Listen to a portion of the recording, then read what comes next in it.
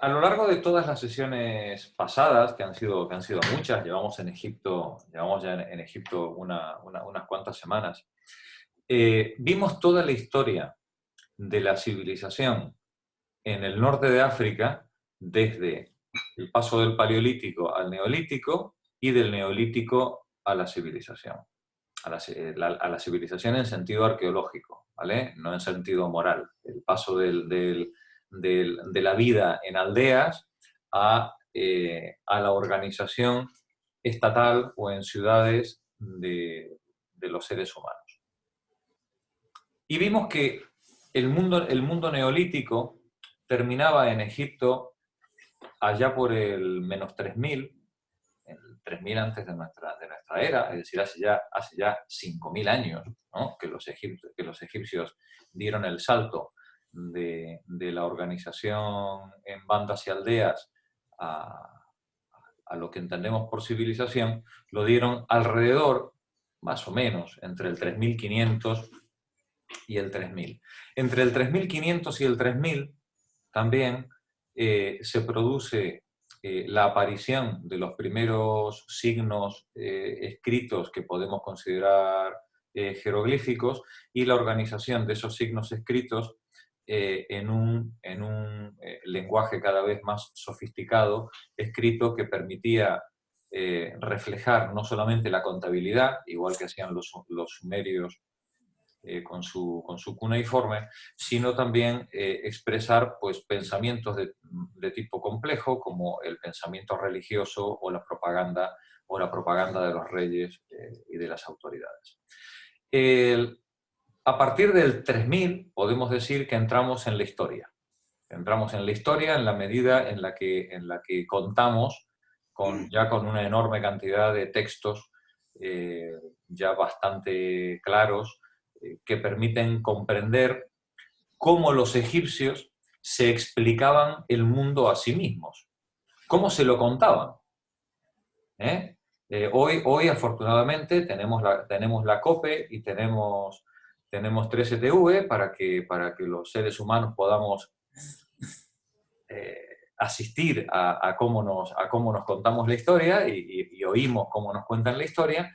En aquella época, un egipcio se contaba la historia en forma de textos escritos en paredes, en tumbas, como elemento de contabilidad, de propaganda, como en cualquier otra civilización. Lo que ocurre es que los egipcios son probablemente pues, la segunda civilización en poner en marcha este tipo de proceso simbólico. Vimos que los sumerios lo habían hecho un poco antes, a lo mejor 300 o 400 años antes que los egipcios, y hay quien dice que los egipcios, que la escritura egipcia en cierta medida sufre contaminación mesopotámica.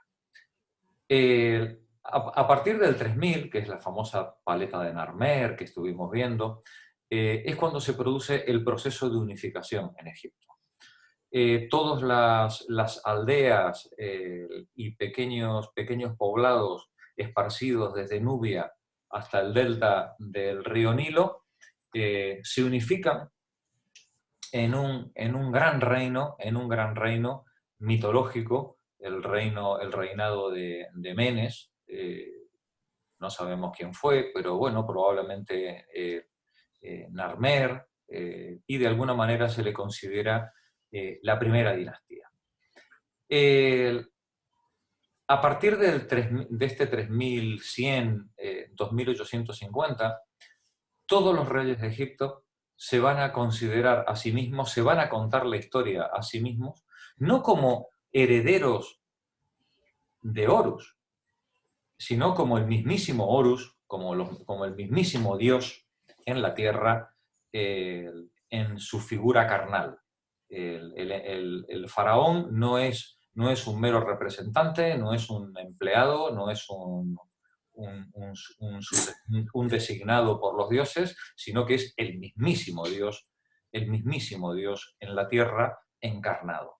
Y cuando esa figura encarnada fallece, Horus pasa de un de un rey a otro, es el mismo Dios que cambia, digamos, como si fuera una serpiente, ¿no? Cambia de piel, cambia de cuerpo físico, de cuerpo carnal, pero sigue siendo el mismo Dios que va pasando de un rey a otro, de una dinastía a otra.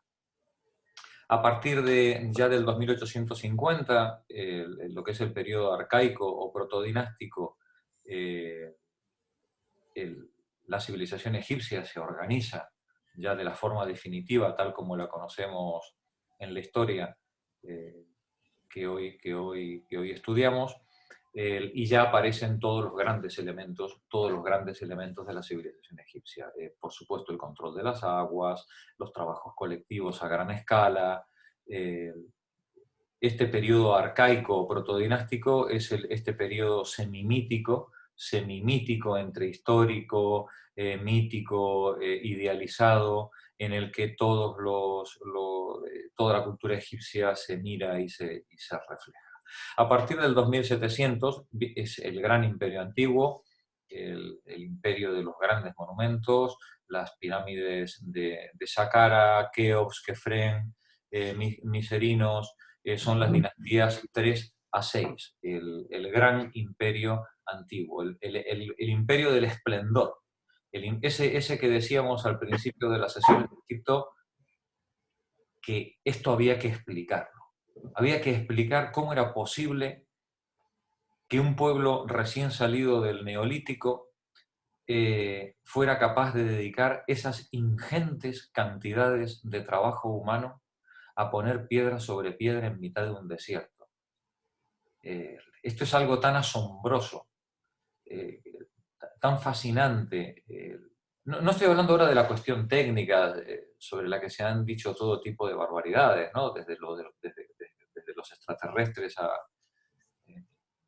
en adelante. No me refiero a la cuestión técnica, que ya de por sí es sorprendente. No, me refiero a la ingente cantidad de plus trabajo, de trabajo humano excedentario que representan las pirámides y las grandes obras públicas que hicieron los egipcios durante todo este periodo. Nos decía Chester Starr en el texto anterior que este imperio antiguo era un imperio que se podía caracterizar por el optimismo. A diferencia del mesopotámico, que es pesimista, es una persona entregada a una vida dura, sin futuro, con una muerte que le espera gris, sin ninguna esperanza más allá de la vida infame que te ha tocado vivir. Si no hay ningún motivo, en Mesopotamia no hay ningún motivo, no hay grandes motivos para la alegría, ¿no?, de los seres humanos. En Egipto sí. Egipto es un lugar en el que los seres humanos viven, en este periodo, viven con optimismo. Y viven con optimismo porque la vida les devuelve los frutos del trabajo multiplicados. Porque todos los años el río Nilo, con sus crecidas, aporta de forma absolutamente regular todos los nutrientes, las aguas, las sales que hacen falta para revivificar los campos y hacer que el trabajo de las personas fructifique y que el futuro pueda sentirse cada vez más próspero. Todo niño, diríamos hoy, como decían nuestras abuelas, todo niño viene con un pan debajo del brazo, ¿no? El egipcio es un hombre y una mujer optimista, es un mundo cercado por desiertos imposibles de cruzar, el desierto libio a la izquierda, el desierto arábigo a la derecha, las tremendas cataratas, Nilo arriba y el inmenso mar Mediterráneo y el desierto en Sinaí. Por el norte, este tremendo oasis que es el río Nilo a lo largo de sus centenares de kilómetros, es un lugar pacífico. Un lugar en el que no hay más violencia que las propias guerras civiles intestinas o peleas entre pueblos que se puedan producir y que quedaron todas resueltas en esas luchas predinásticas que nos narraba la Paleta de Narmer. Pero es un país que está libre, o lo va a estar durante muchísimos siglos, libre del asalto, de los temores, de las invasiones de pueblos extranjeros, ni hay temores, ni hay grandes cosas que temer que vengan de fuera más que el comercio, ni hay tampoco muchos lugares a donde ir saliendo del estrecho margen, de las estrechas márgenes cultivadas del río Nilo. Este imperio antiguo produce todo este esplendor, y un esplendor que solo se puede explicar por los inmensos, ingentes excedentes de producción que las crecidas del río permitían, facilitaban, y que se gestionaban desde los templos a través del trabajo colectivo dirigido por los sacerdotes como intermediarios de los faraones.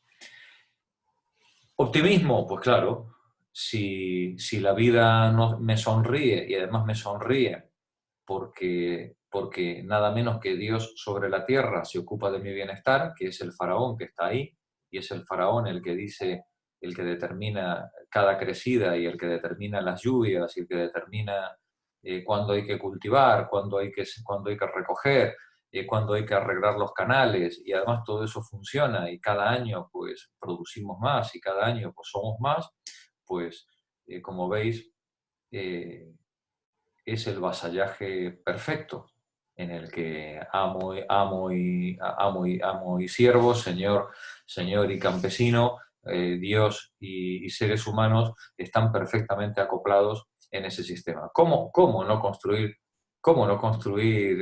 pirámides y templos a la gloria de quien tantos favores y tantos bienes nos trae, ¿no?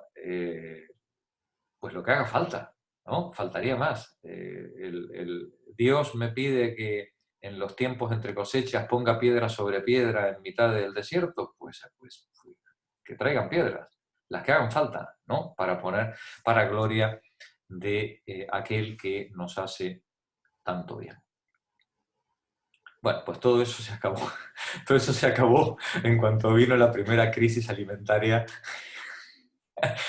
En cuanto apareció la primera crisis alimentaria en Egipto, se acabaron las loas a los dioses, y entró en crisis todo el sistema ideológico propio del Imperio Antiguo.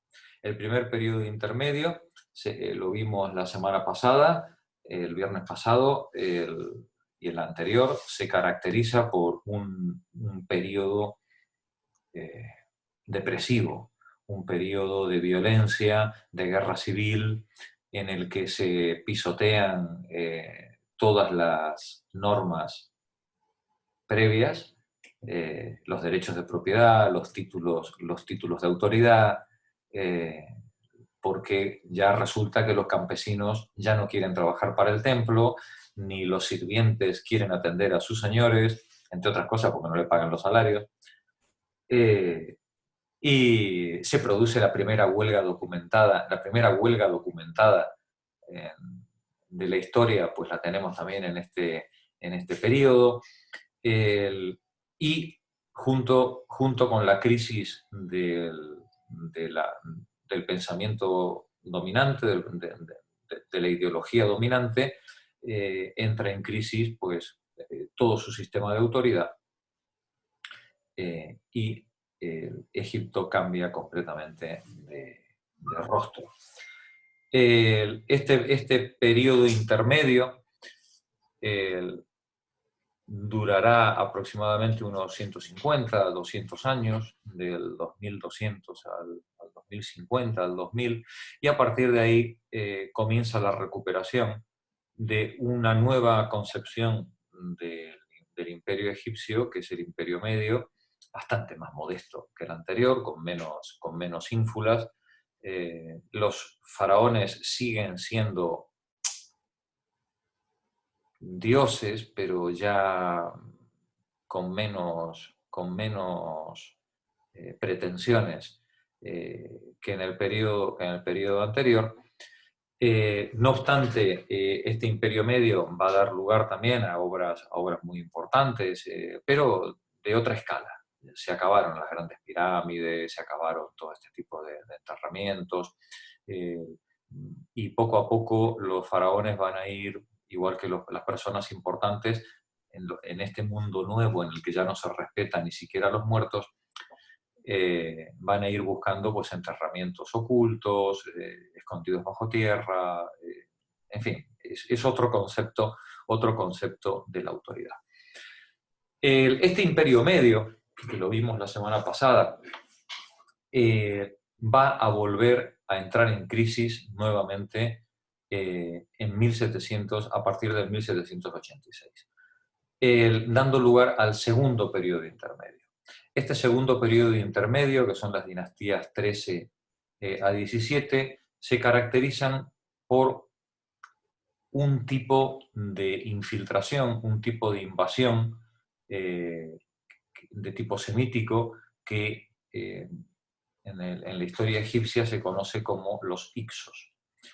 Este periodo de los Hicsos, realmente los Hicsos van a gobernar en el norte del país, en la zona del delta, pero bueno, pero van a someter a tensión y a poner en crisis la totalidad del imperio. Y el imperio va a quedar desmembrado nuevamente, claro, va a quedar nuevamente desmembrado, se va a romper la unidad del país, y nuevamente vamos a estar en un periodo de guerra intestina y de rebeliones permanentes a lo largo de todo este tiempo. Y más o menos nos habíamos quedado en la historia, narrada de Egipto, aproximadamente en esta zona. Porque luego viene, a partir de la recuperación del periodo intermedio, viene la Edad de Oro, la Edad de Oro egipcia, del 1575 al 1100, que es el Egipto clásico que todos tenemos en la cabeza cuando nos imaginamos, cuando estamos pensando en Egipto. Se han expulsado a los Hicsos, y Egipto se transforma en un gran imperio, en un imperio de verdad, en el imperio en el sentido imperialista tal como hoy utilizamos el término. Egipto se expande hacia el sur en busca de materias primas, esclavos, sirvientes, maderas, se expande hacia el sur en dirección de Nubia y de Somalia, y hacia el norte se expande por Palestina, Siria, y llega hasta Mitania, hasta el norte de Mesopotamia. Y los enfrentamientos de los egipcios con las civilizaciones aledañas van a ser cada vez más frecuentes. Fijaos que hasta el segundo periodo intermedio Egipto había vivido prácticamente aislado.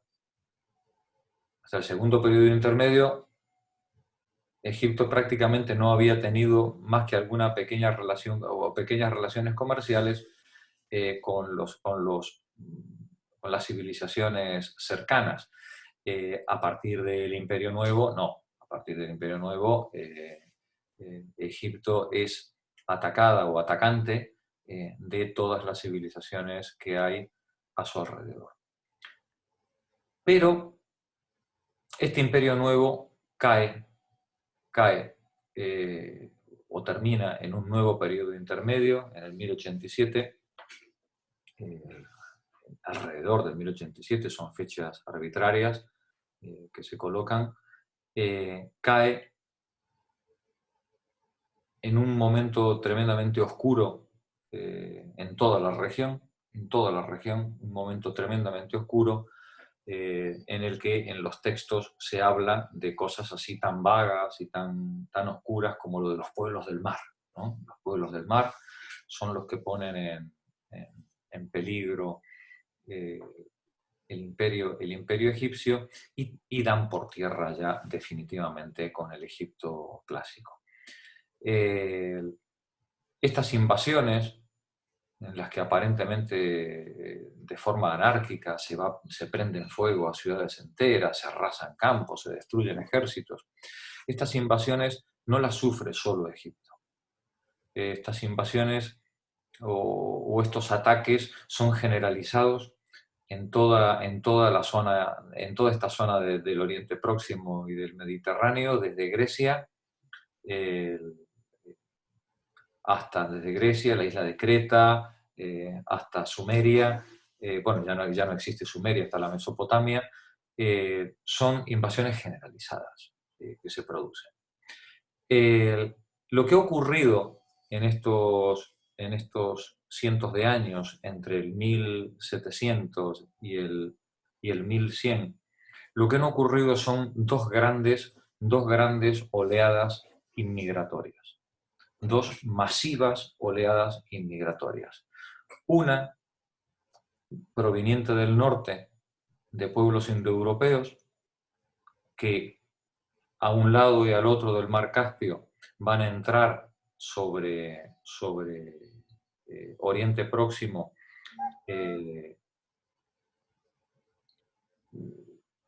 entre el 1700 y el 1500, y otra gran oleada migratoria desde el sur, que va a ser de origen semítico, que es la que va a avanzar no solamente sobre Egipto, sino también sobre Mesopotamia. Ahora veremos algunos mapas. Estas dos grandes oleadas inmigratorias van a cambiar completamente la configuración del mapa y la configuración política de la región. Egipto ya nunca más va a volver a ser lo que era, y Mesopotamia va a transformarse a una velocidad vertiginosa durante los siguientes 300 o 400 años, dando lugar a imperios sucesivos que van edificándose y derruyéndose unos tras otros. La civilización minoica va a desaparecer, que va a ser floreciente entre el 1800 y el 1500, pero a partir del 1400 la civilización minoica desaparecerá, y la micénica, que había ocupado el lugar de la minoica, desaparecerá también en la misma época de los pueblos del mar, hacia el 1200, dando lugar a un periodo oscuro, oscuro para nosotros, quiere decir sin historia. Y cuando decimos sin historia, quiere decir sin documento escrito.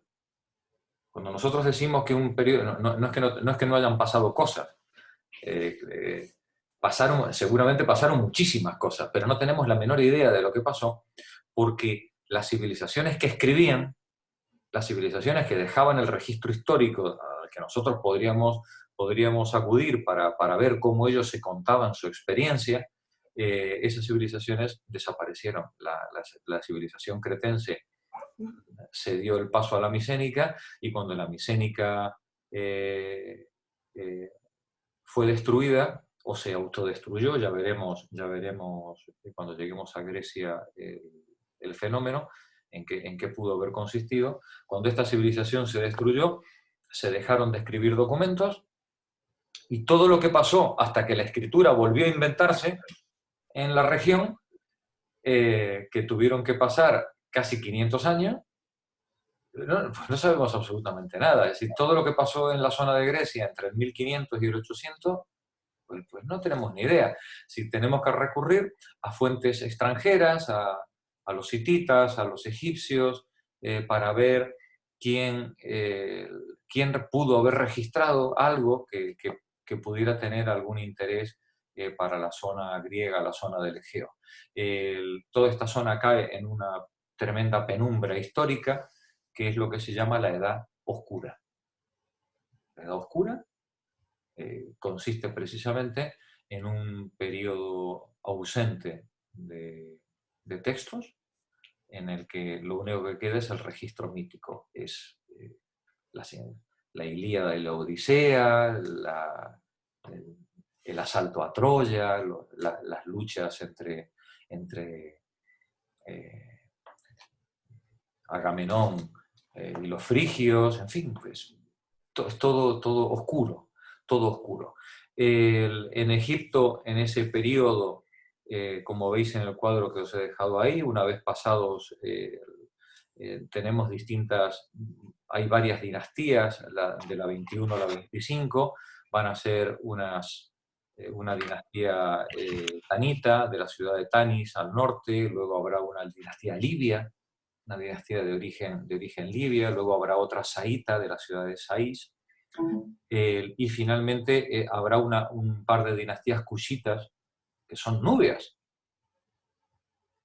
Los conquistados terminan siendo faraones, ¿no? Es decir, los pueblos los pueblos nubios que en el periodo clásico, en la Edad de Oro, habían sido víctimas del imperialismo egipcio, pues las estructuras de dominación egipcias han quedado tan deterioradas que estas dinastías, digamos, estos cushitas de la zona de Kush, consiguen colocar a sus dignatarios como mismísimos faraones. Los cushitas, ellos también quieren ser egipcios, ellos también quieren ser faraones, y como faraones, pues se hacen sus propias pirámides, pero chiquititas, ya son pirámides a lo mejor de 5 metros de altura, de 10 metros de altura, es decir, pirámides ya a la escala de un faraón chiquitito, ¿no? Es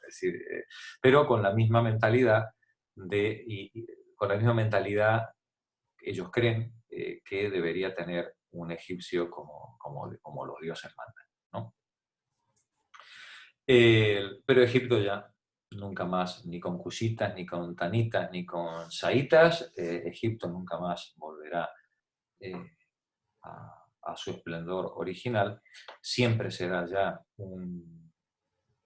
una región posimperial. Del 600 al 300, que son la llegada de Alejandro Magno, irán pasando distintos gobernantes, primero saitas, luego los nubios y finalmente pues, los persas colocarán en Egipto pues, una de sus satrapías. Luego vendrá el periodo helenístico y por la famosa Cleopatra llegada a nosotros a través de la literatura y después de ella ya la dominación romana.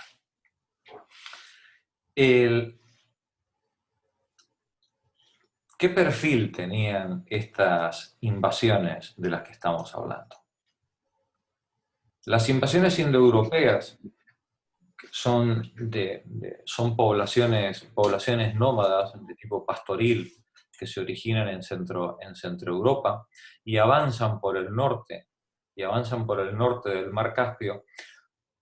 Un ala se va a dirigir hacia la península itálica y hacia el norte de Grecia, entrando en la península itálica y en el norte de Grecia, allá por el 2000, 1800, y desplazando a las poblaciones locales.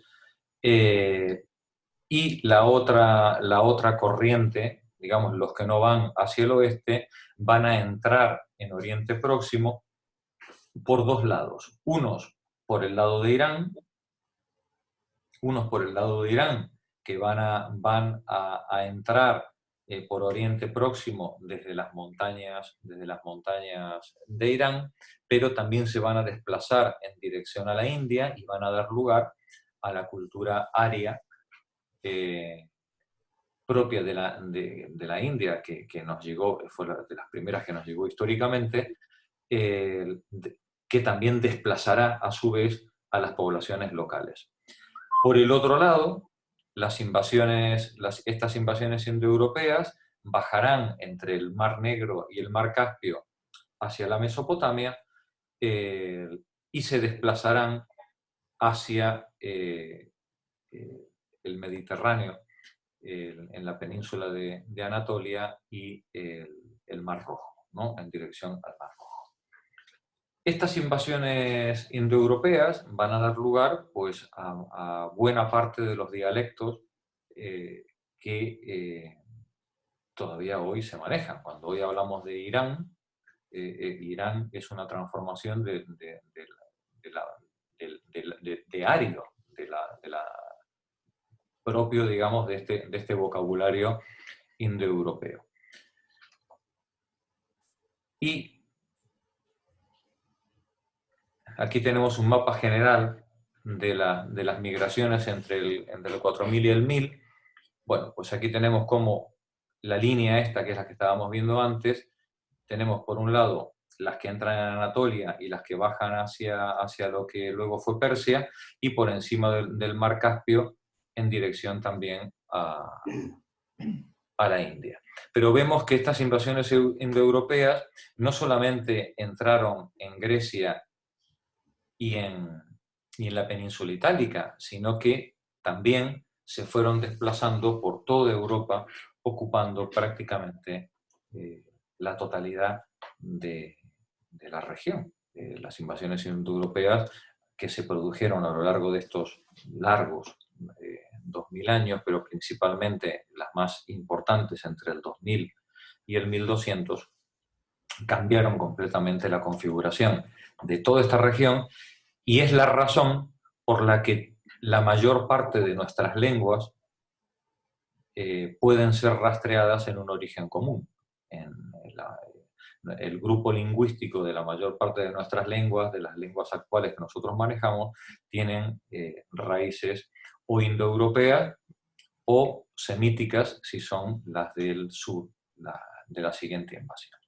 Estas invasiones, las invasiones semíticas, hicieron el sentido contrario. Las invasiones semíticas salieron presumiblemente de la península arábiga y ocuparon parte de la costa africana y del norte de Mesopotamia. Todo el mapa de Oriente Próximo se verá sometido a las tensiones producidas por el choque entre estas dos grandes corrientes migratorias y las poblaciones previas que estaban asentadas en la región.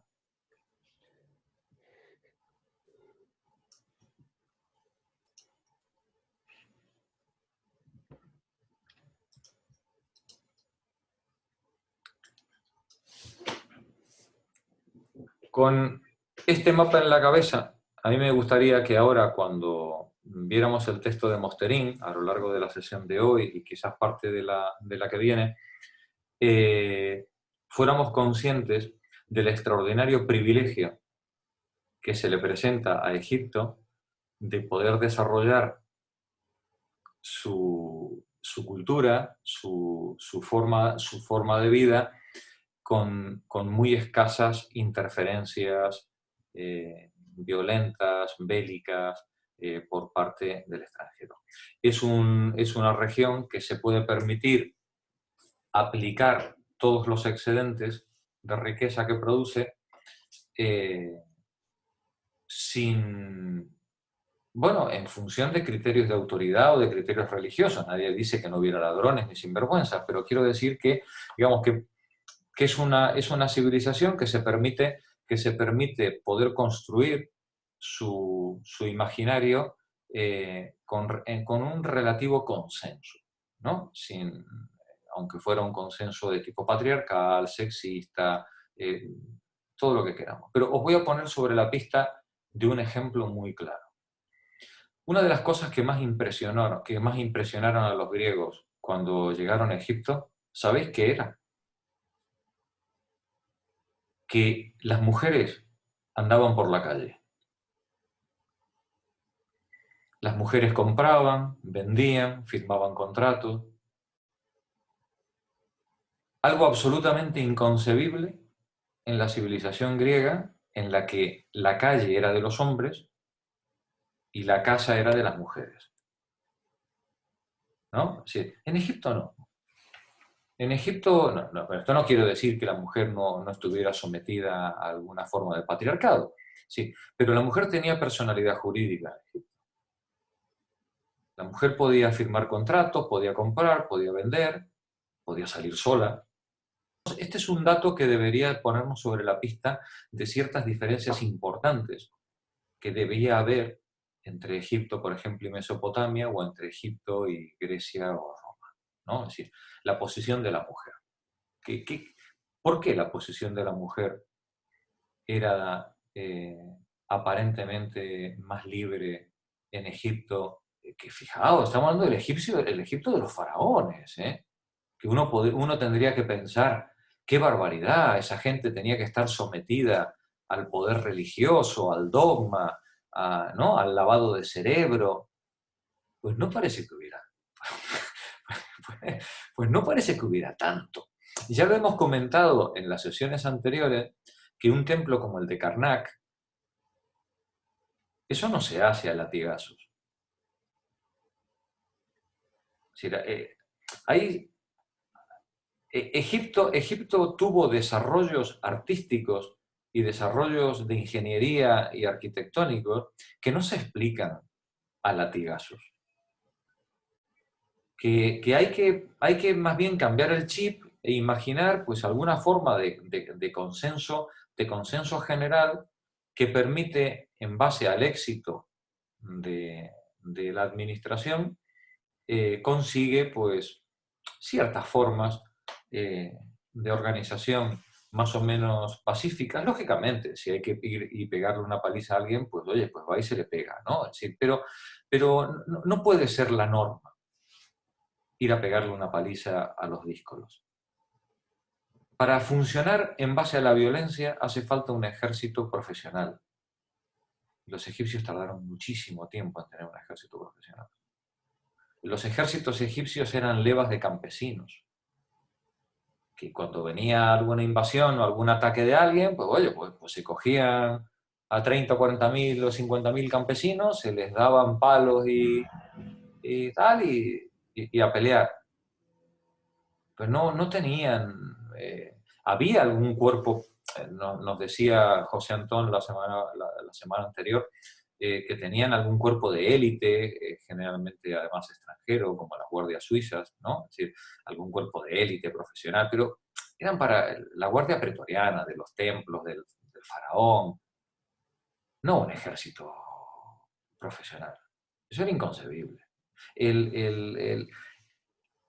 Eso quiere decir que no era una sociedad militarizada, es lo que quiero transmitir. El Egipto tal que yo he llegado a entender, no estamos ante una sociedad militarizada.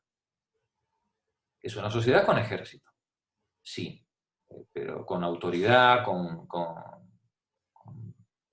sacerdotes, religión, faraones, bla, todo lo que quieras, pero no está militarizada.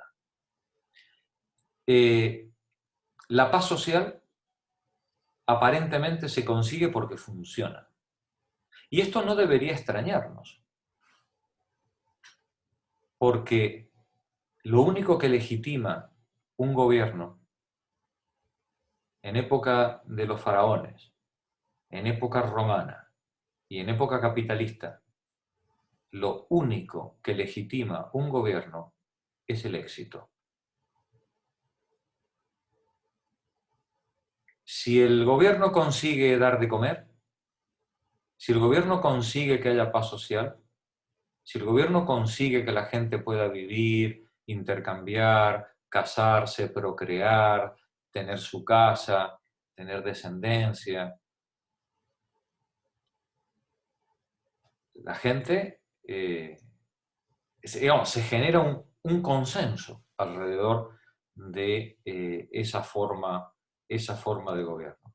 Si la forma de gobierno no tiene éxito, si permanentemente hay que estar con el palo, con el látigo, violencia, pobreza, hambre, enfermedad,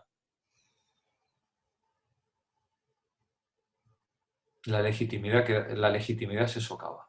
Y se socava sola, ¿eh? No necesita ningún grupo extremista. Digamos, lo que socava la autoridad no son los que queman los contenedores. Lo que socava la autoridad son las causas por las cuales hay gente que va a quemar los contenedores. Claro, claro. Hoy y en época de los faraones.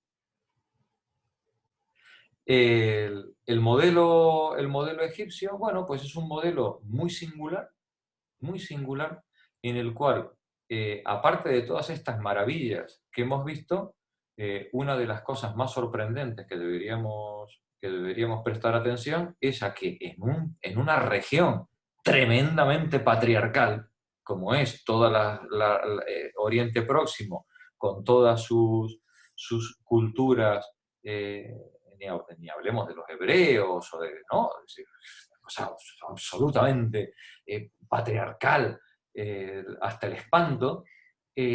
Oye, pues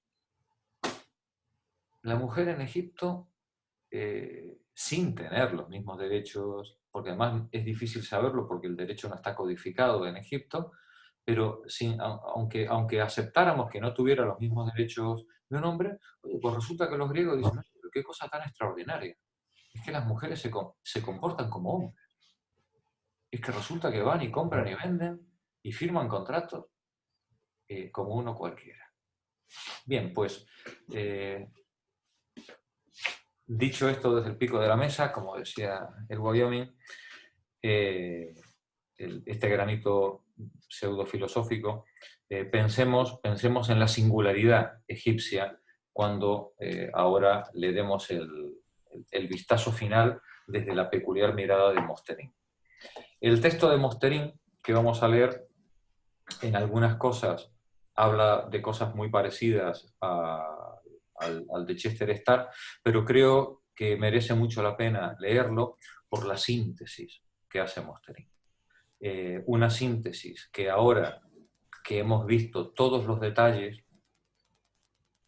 arquitectónicos, religiosos, artísticos, yo creo que esa síntesis ahora la vamos a poder aprovechar y disfrutar de mucha mejor manera.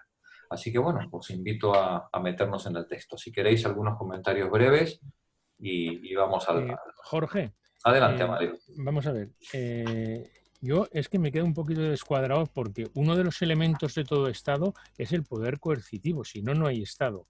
Entonces, eso de que no tuvieran ejército, tenían que tener algo. Regular, no, ejército profesional estoy diciendo, regular, sí. Y después también otra cosa, el que no fuera una sociedad militarizada y que no tuvieran así un ejército profesional, posiblemente porque el imperialismo egipcio era un imperialismo de río arriba, río abajo, o sea, no tenían una proyección, porque todo imperio que sale de sus fronteras necesita tener un ejército. Entonces, ellos no necesitaron salir de sus fronteras como para... Entonces, el imperio, la palabra imperio en Egipto es un poquito convencional, no en el sentido clásico. Solo el final del Imperio Nuevo, que es cuando Egipto se planta en Mesopotamia, con su expansión, ¿no? Quizás es el único momento en el que se puede decir, se puede hablar de imperio, y el único momento en el que se puede pensar en un ejército ya, no sé si profesional, pero sí permanente, ¿no? Un ejército permanente que te permite, pues, una expansión de esa magnitud. Pero es ya al final del imperio. Adelante, José Antón. Ahora José Antón viene y me da en el cogote. No, era aportar alguna cuestión. A partir del Imperio Nuevo, sobre todo que tengamos registro, los egipcios mantienen ejércitos, bueno, un ejército, digamos, que se ha estudiado en academias militares, con unas unidades militares muy modernas que se llaman divisiones. O sea, tienen organizado el ejército en divisiones, cada una tenía su autonomía, digamos, y tenían una distribución territorial. La mayor parte de esas divisiones eran tropas mercenarias. Y eso Egipto lo tenía porque se lo podía permitir, lo podía pagar. Es decir, en general, todas las civilizaciones que se pueden permitir tener ejércitos mercenarios lo hacen antes de reclutar tropas entre su propia población. Esas unidades eran muy diversas. Los mercenarios sí que se tiene constancia textual y epigráfica por las representaciones y luego también por comparación con otras, sobre todo de Mesopotamia, que aluden a los egipcios. Y luego, con respecto a la parte imperial, hombre, si entendemos una expansión territorial en territorios que no son tuyos, basándose sobre todo en la fuerza militar, pero no solo, es decir, sería una especie de imperialismo neocolonialista, sobre todo en la zona de Oriente Próximo y Oriente Medio. Hay una relación comercial, económica muy intensa desde el Imperio Antiguo, y por tanto ellos tenían bases comerciales, relaciones, gente, egipcios viviendo sobre el terreno, etc.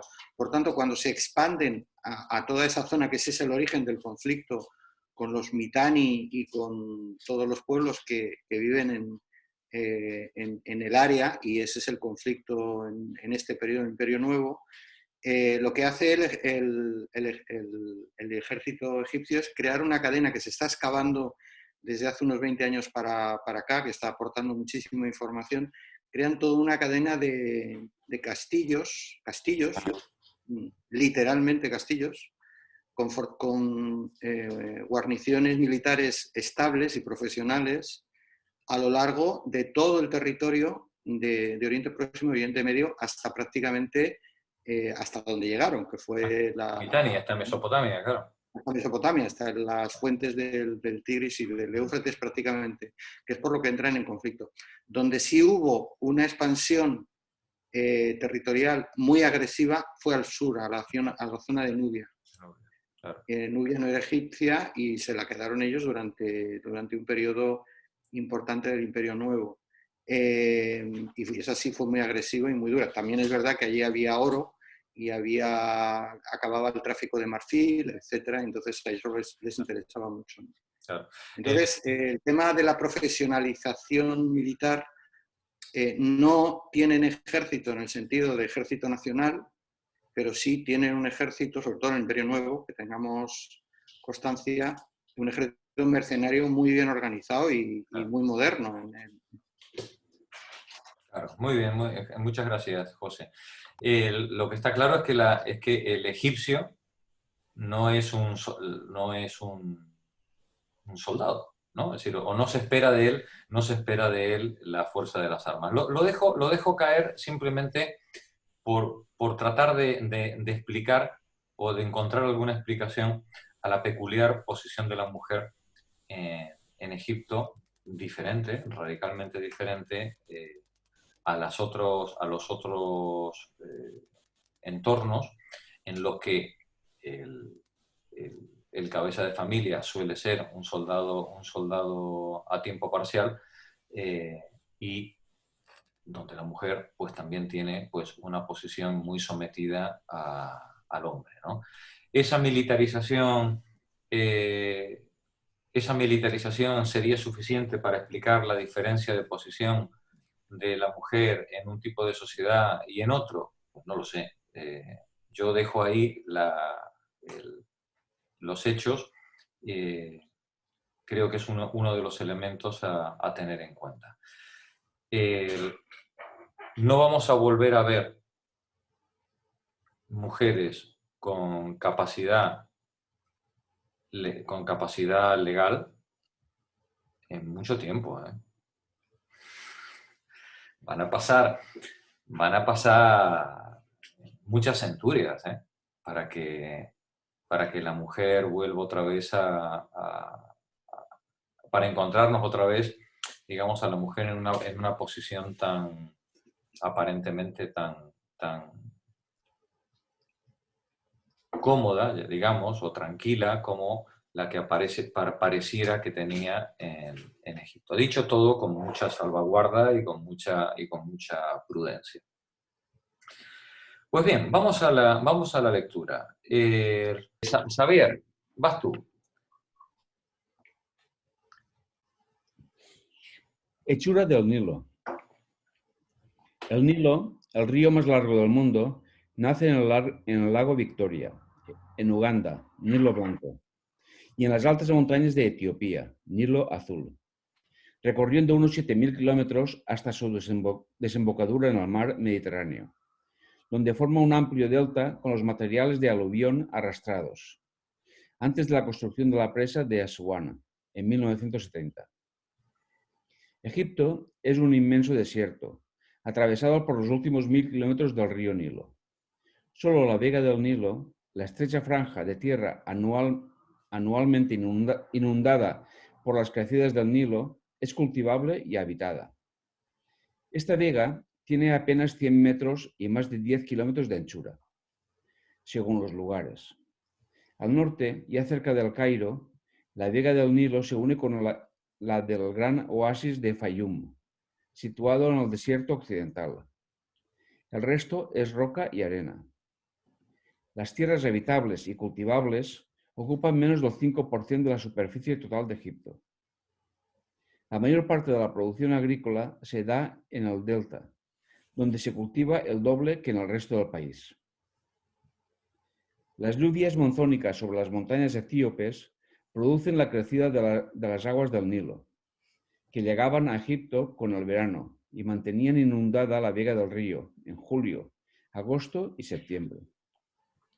Las aguas nutricias del Nilo lavaban la sal de las tierras cultivadas y depositaban sobre ellas los limos y minerales que traían en suspensión, dejándolas abonadas y listas para la siembra y la plantación de lino, trigo, cebada, frutas, legumbres y cebollas, que tenía lugar en los 3 meses siguientes, de octubre a diciembre. En invierno maduraban los cultivos, que eran recolectados en primavera. Los antiguos egipcios llamaban a su país Kemet, la tierra negra, por el limo negro que la crecida anual del Nilo depositaba sobre sus campos. Mucho más tarde los griegos lo llamaron a Egipto. Para los egipcios había un contraste completo entre la fértil tierra negra y la árida tierra roja del desierto. Su patria era Kemet, la tierra negra. La tierra roja les resultaba inhóspita y extraña. En cualquier caso, y como ya señaló Heródoto, Egipto, la tierra negra, era un don del Nilo. Actualmente, tras la construcción de la faraónica presa de Asuana, de 3,6 kilómetros de largo y 111 metros de alto, en 1970, ya no hay crecidas del Nilo. La salinidad de los campos aumenta y al no recibir el abono natural del limo en suspensión, la tierra ha de ser abonada con fertilizantes artificiales, con el consiguiente problema de contaminación. Fijaos qué paradoja, ¿no? Espantoso. Espantoso, ¿no? Es decir, cuando se produjo cuando se construyó la presa de Asuán, que fue considerada la obra más importante del mundo en su momento, los ecologistas pusieron el grito en el cielo, ¿no? La presa de Asuán, aparte de que iba a ser un desastre desde el punto de vista de la ingeniería por la acumulación de limo al otro lado de la presa, claro, iba a impedir la recuperación natural de los terrenos y condenar a una economía agrícola como era la egipcia, condenarla a la dependencia de los fertilizantes químicos, ¿no? Porque las tierras se iban a agostar rápidamente por falta de los limos nutricios que el río antes aportaba. ¿Y para qué servía esa presa? La presa, pues Sí. hombre, pues para tener riego, suministro de agua y electricidad, sobre todo electricidad, claro. Electricidad. Claro, sobre todo electricidad. Fue uno de los grandes proyectos desarrollistas de la época que como todo proyecto, pues bueno, pues tenía su pro y su contra. El pro, pues dar una enorme cantidad de electricidad a los egipcios. El contra, pues llevarse por delante toda la agricultura tradicional, ¿no? Y tener que sustituirla por agricultura mecánica y de fertilizante químico. Asunto difícil. Gracias, Javier. Alfonso, continúa tú la lectura, por favor.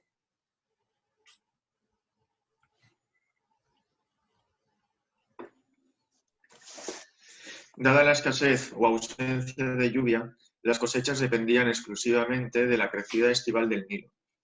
Si esta era la adecuada y habitual, la cosecha era abundante, se podía comer, ahorrar y exportar, y el año era bueno. Si la crecida llegaba corta o excesiva, la cosecha era escasa, la hambruna se extendía por el país y el año era malo. La crecida anual del Nilo era el factor determinante de la economía egipcia y del bienestar de su población. Nadie sabía de qué dependía esta crecida. Dependía de los dioses. El mismo río Nilo, del que dependía la vida de los habitantes de la Tierra Negra, era indudablemente un dios, el dios Hapi. La palabra Hapi designaba tanto al río Nilo como al dios del río, a las aguas del Nilo y a su crecida anual. Es difícil exagerar la importancia del Nilo en el Antiguo Egipto. Además de ser la condición misma de su agricultura y su alimentación, el Nilo era la gran arteria de transporte y comunicación del mundo egipcio, su gran autopista. La civilización egipcia fue completamente fluvial. Los antiguos egipcios carecían de carreteras y de vehículos de transporte terrestre. Descubrieron la rueda con 2000 años de retraso, traída, junto con el carro de combate y el caballo, por los hicsos a mediados del milenio II. Y no la incorporaron al transporte, que seguían realizando con asnos y trineos, limitándose a usarla en los carros de combate, mostrados en los desfiles y las campañas militares. Los camellos fueron introducidos por los persas en el siglo VI y a partir de entonces se usaron para transporte por el desierto, que antes se efectuaba en asnos. Uno dice, pero che, qué primitivos eran los egipcios, ¿no? Mira que no usar la rueda. Y decía Alfonso, como buen ingeniero, ¿no? Decía Alfonso, dice, pero ¿para qué si se les hundía? Si tenían ruedas se les hundía en la arena, ¿no? Teniendo el río y pudiendo llevar todo en una barcaza, ¿para qué te vas a complicar la vida, ¿no? Con una rueda tirada por bichos, ¿no? Adelante. Lo que sí desarrollaron los egipcios fue una gran variedad de modelos de embarcaciones. Todo se transportaba por el río en barcas de algún tipo, desde los cadáveres de los faraones, camino de sus tumbas, hasta la madera importada del Líbano o la comida y los materiales de construcción. Debajo de la gran pirámide de Jufu, o Keops, se han descubierto las 1.224 piezas de una barca real de 43 metros de eslora, lista para la navegación. Este es el modelo de barca. Mirad el tamaño, ¿eh? Sí, mirad las personas abajo. Mirad las personas abajo y el tamaño del barco, ¿no? Este es el modelo de barco egipcio. Bien, pues esto, por ejemplo, Keops se hace enterrar con una barca entera dentro de la pirámide, ¿no? Fijaos qué concepto de la otra vida, ¿no? Podía tener el faraón, ¿no? Es decir, él se quería ir con todo. Y además de irse con todo, entre ellos con el barco, ¿no? Todo a la otra vida, ¿no? ¿Y con qué madera la hacían? Bueno, maderas traídas o de Nubia, del sur, o traídas de la zona de Palestina, ¿cómo se llama? De Biblos, Célebre. Claro. Los del Líbano. Líbano, claro, son del Líbano o de... Sí, claro, porque estos no tenían esto más que yuyos no tenían, claro, esto era árboles poquitos, ¿no? En Egipto. Continúa, por favor, Alfonso. Otras barcas funerarias se han encontrado junto a otras tumbas. En las procesiones en Karnak y otros templos, las estatuas de los dioses eran llevadas a hombros por los sacerdotes en barcas doradas. Incluso el mismo sol se representaba navegando por el cielo de este a oeste en una barca dorada, mientras por la noche volvía a su punto de partida cruzando las aguas del mundo subterráneo. Los aluviones del río proporcionaban también la materia prima para fabricar ladrillos y adobe, material habitual de construcción de las casas y los edificios modestos, aunque no de los templos y grandes tumbas, construidos en piedra. Gracias, Alfonso. Sara, continúa tú. El antiguo mundo egipcio era de una extraordinaria estabilidad, a lo que contribuía su singular aislamiento. Rodeados de desiertos por todas partes, excepto el mar, nunca fueron invadidos por extranjeros, con la excepción del episodio de los Ixos. En los bajorrelieves conservados, los únicos extranjeros representados son prisioneros de guerra, libios, nubios y sirios. Los egipcios ignoraban o despreciaban el mundo exterior, concebido como atrasado y caótico, y contrapuesto a la Tierra Negra, sede del orden y la civilización. Los egipcios ignoraban o despreciaban el mundo exterior. Recordemos Sinué, recordemos a Sinué, ¿no? El personaje de Sinué, que el pobre Sinué es un amargado toda la vida porque se siente un exiliado, ¿no? Un autoexiliado. Él se ha tenido que huir, pero todo su deseo es poder morir en su tierra, ¿no? Es la morriña esta en este caso del egipcio, ¿no? Él tiene que volver a su tierra. Ignoran o desprecian el mundo exterior, concebido como atrasado y caótico. ¿No recordáis otro imperio que también ignora y desprecia el mundo exterior porque lo considera caótico y que lo único que vale la pena es el suyo porque es donde reina el orden y la paz? A ver, historiadores. Bueno, Estados Unidos. Ya tenías que venir, Marta, a pinchar el globo. No. Estados Unidos, no. Esa es una república de piratas. No. Los chinos. Los chinos, muy bien, Amalio. El imperio del centro. ¿Cómo se llamaban? ¿No? Los chinos se llamaban a sí mismos el imperio del centro, ¿no? Y el gran problema de las potencias europeas era que querían comerciar con China y China es que no le interesaba absolutamente nada que le pudieran dar los europeos. Nada. No había nada en Europa que para un chino pudiera tener el menor interés, ¿no? Es decir, ellos eran el símbolo del orden y la paz y la civilización. Y todo lo demás eran bárbaros, ¿no? Empezando por los ingleses, ¿no? Bueno, pues esta mentalidad de estos grandes imperios, como es el caso de Egipto, es similar. Ellos representan el orden y la paz, el progreso, frente a todo el resto de republiquetas que hay por ahí, además todas belicosas, ignorantes, no saben escribir, sí, ningún interés tiene ninguna de ellas. Adelante, Sara. Sin embargo, la estabilidad del mundo egipcio era dinámica, sometida a dos grandes procesos cíclicos, protagonizados por el Nilo y el Sol. Las crecidas anuales del Nilo, que marcaban los años y las estaciones, y el diario calor del sol, hacían crecer las plantas y determinaban la marcha de toda su economía. El Neolítico en Egipto.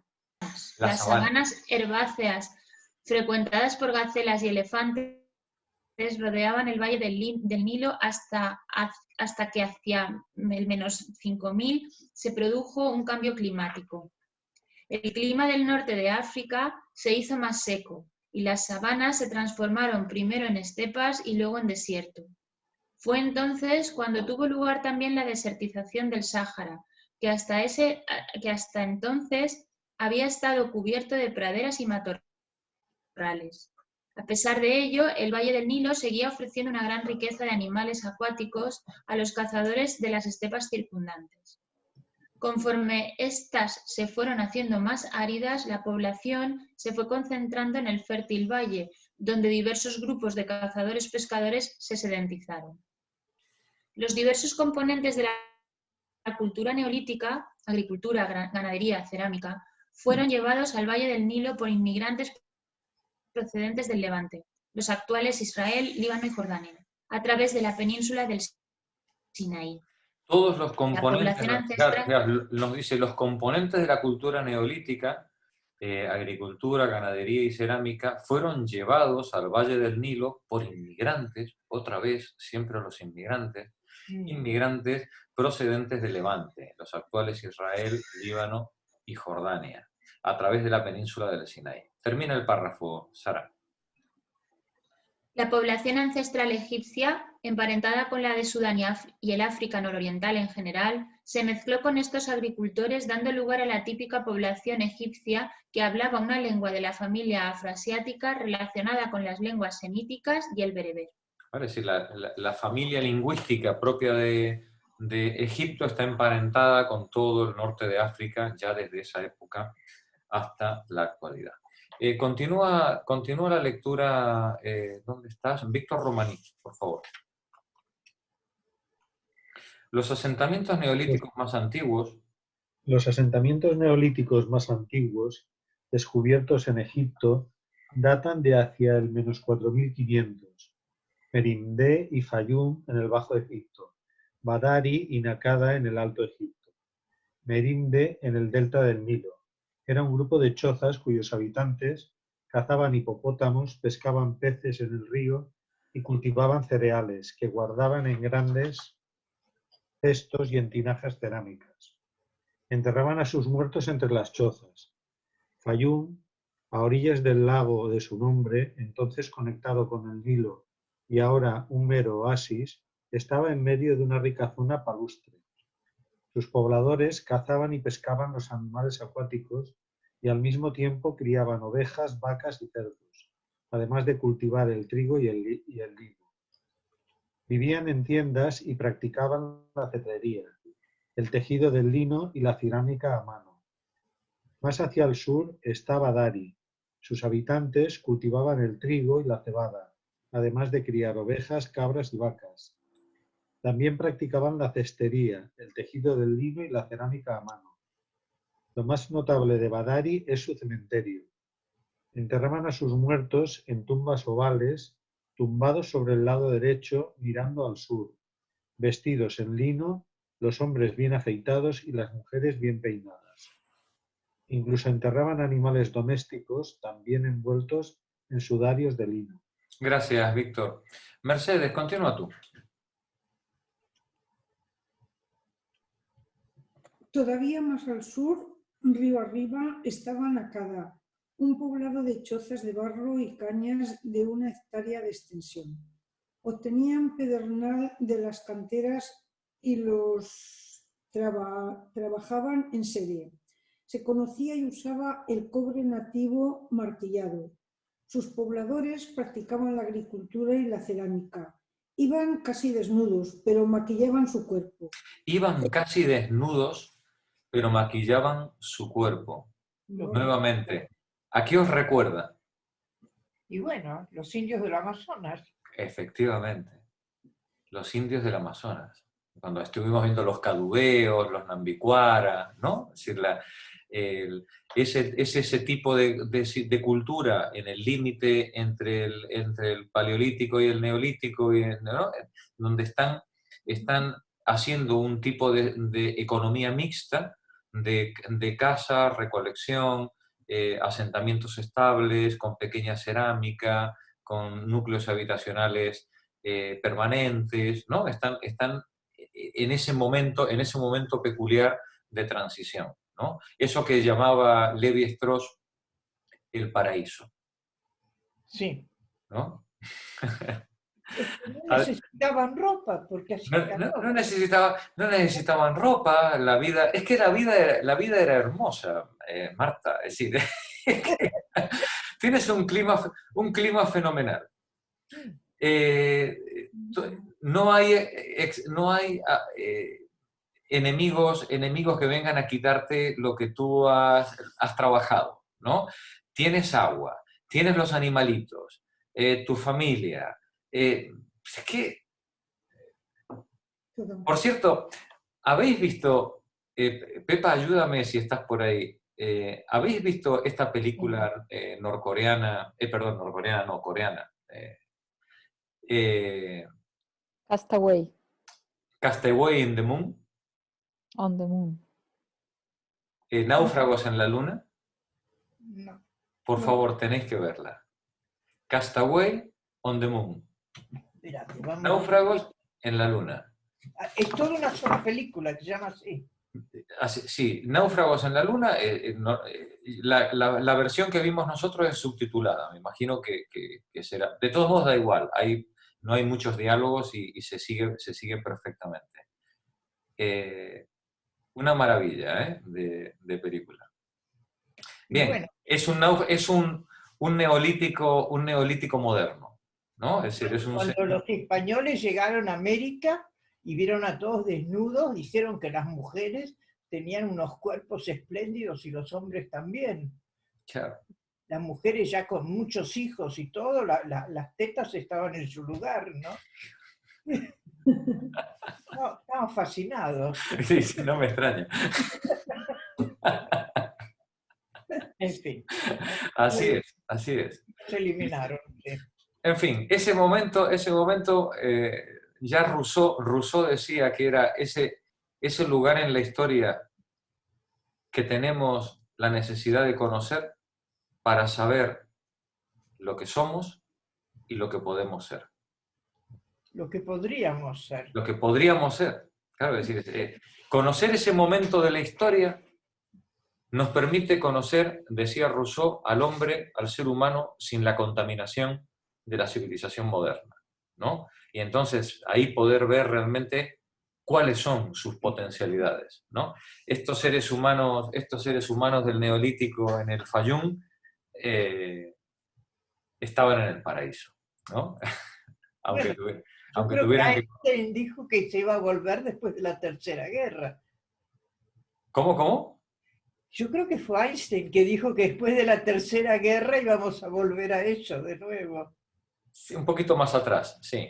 Un poquito más atrás todavía. Sí.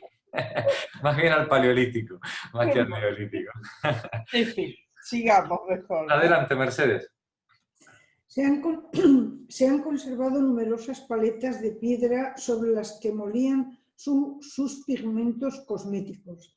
Enterraban a sus muertos junto a los que depositaban sus adornos y figuritas de arcilla o marfil. Todas estas figuritas, paletas, son las primeras que empezamos a ver cuando vimos el arte egipcio, ¿no?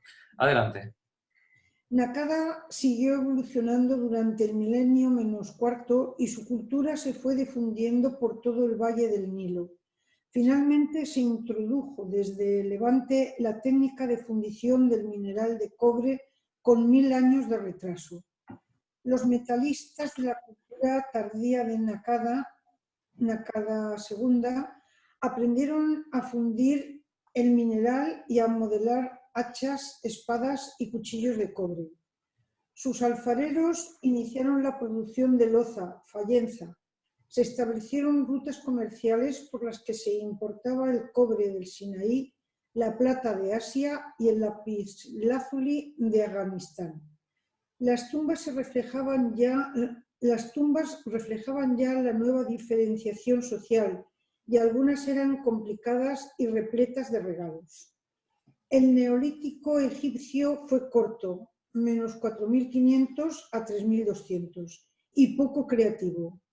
Todos los animales domesticados y todas las plantas cultivadas procedían del creciente fértil, de donde se importaron también las técnicas que llegaron con notable retraso. La cerámica tardó 2000 años en llegar, la metalurgia del cobre 1000.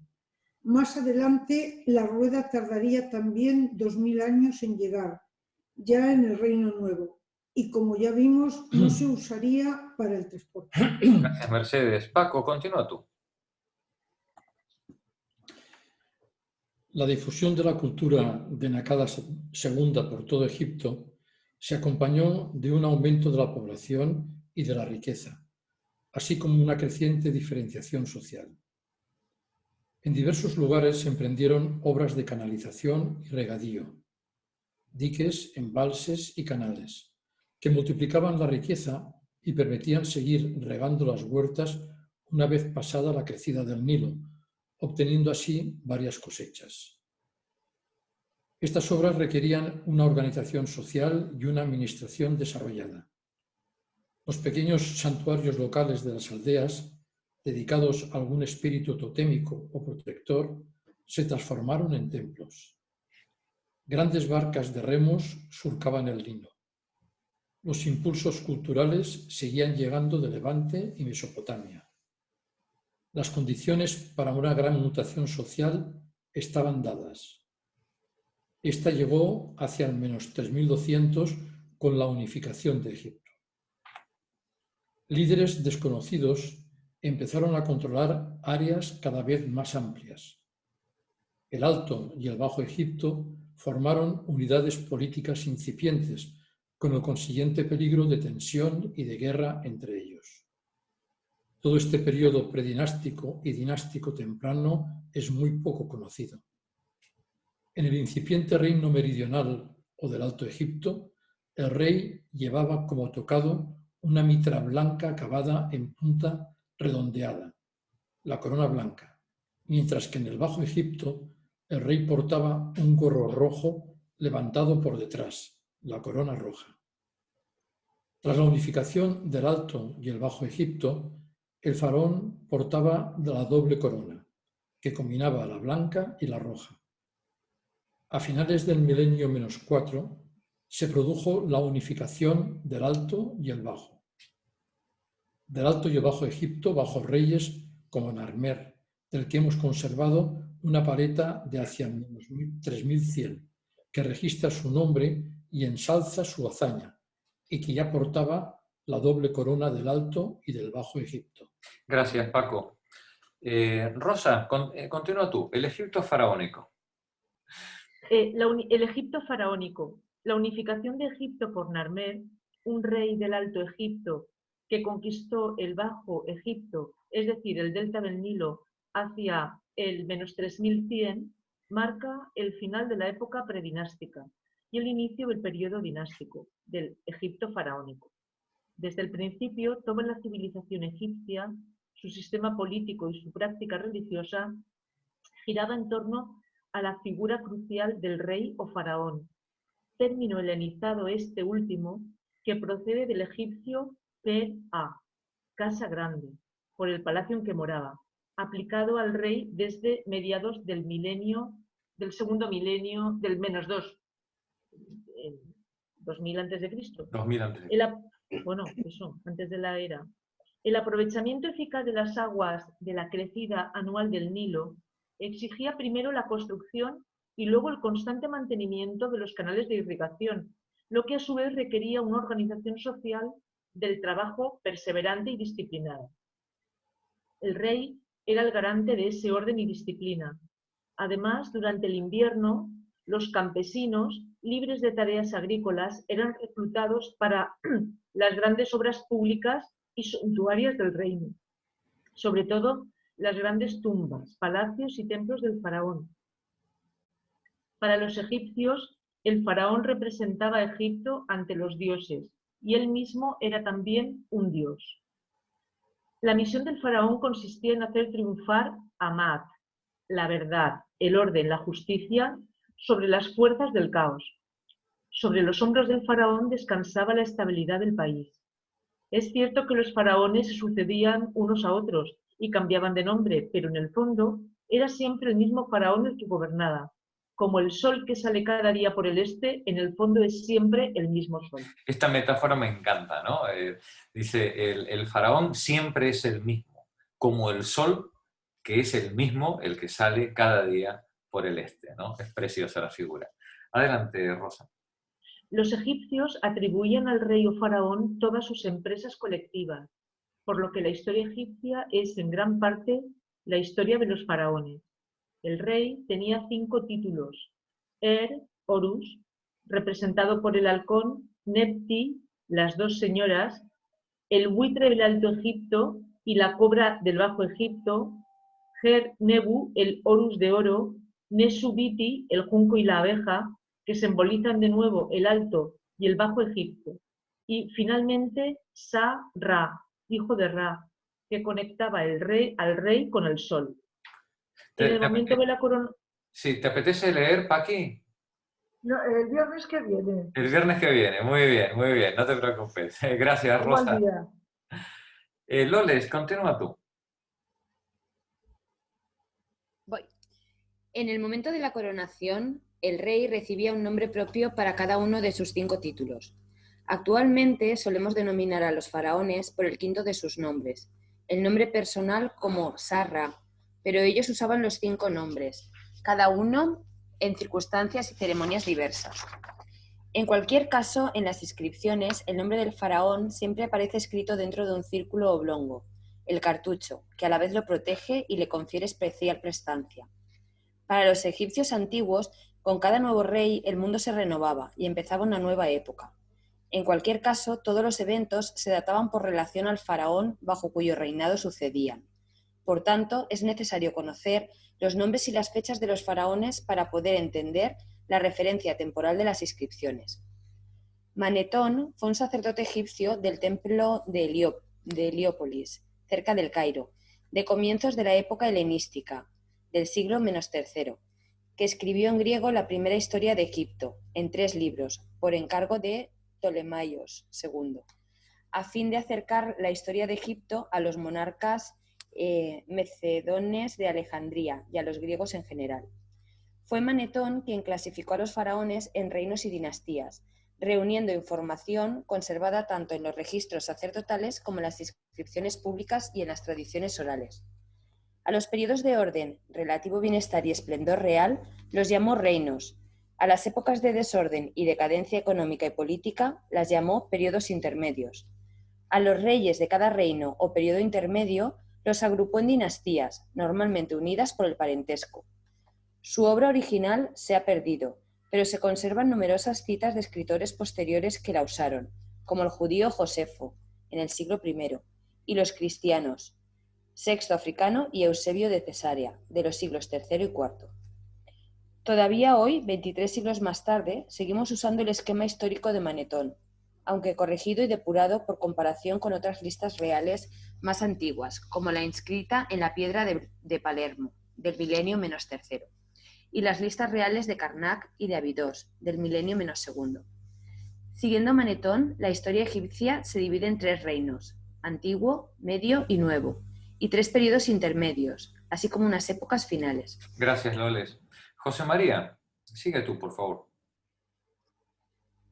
Una vez unificado Egipto, poco antes del -3000, se inició el periodo protodinástico o tinita por tener su capital en Tinis, en el que la sociedad egipcia se fue desarrollando hasta culminar en el reino antiguo, una primera época de esplendor con capital en Memphis, cerca del Cairo actual, que abarca de -2600 a -2150 aproximadamente.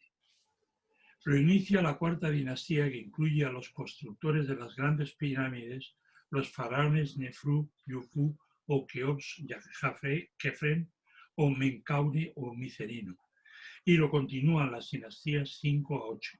Al final, una serie de crisis y hambrunas condujeron al desmoronamiento de la monarquía y al primer periodo intermedio entre -2150 y -2000 aproximadamente. El rey Mentuhotep II logró reunificar el país, restableciendo la paz, reparando los canales y reconstruyendo los templos. Su largo reinado permitió un renacimiento de la cultura egipcia que continuó con sus sucesores de las dinastías 12 y 13, que constituyen el Reino Medio, que abarca del -2000 al -1630 aproximadamente. Quizá su faraón más famoso fue Senusret III o Sesostris, que reorganizó y centralizó la administración y extendió la frontera egipcia hacia el sur, conquistando parte de Nubia. Al Reino Medio siguió el segundo periodo intermedio entre -1630 y -1540 aproximadamente, durante el que el norte de Egipto fue ocupado por los Hicsos, emigrantes procedentes de Asia que aportaron la rueda y el carro de combate. Gracias, José María. Continúa, Luisa. El Reino Nuevo entre menos 1540 y menos 1075 aproximadamente es la época mejor conocida y más creativa de la historia egipcia. Abarca las dinastías 18, 19 y 20 que dotaron a Egipto de un estado fuerte y de un ejército poderoso.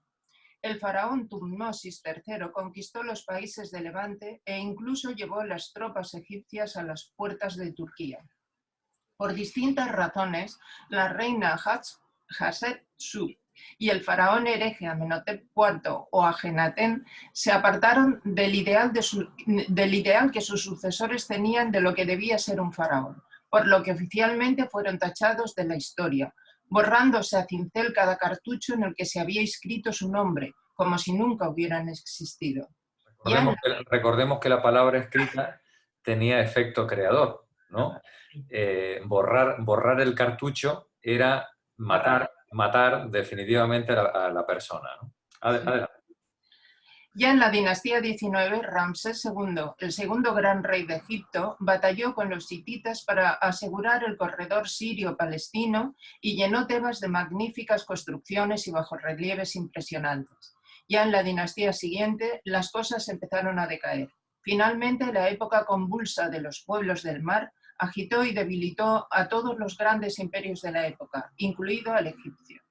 Al Reino Nuevo siguió el tercer periodo intermedio, menos 1075 a menos 700, la época baja de menos 700 a 332, la helenística y la romana, que concluyó hacia 390 con el edicto del emperador cristiano Teodosio, que ordenó cerrar todos los templos paganos y trajo consigo la desaparición de la gran cultura egipcia.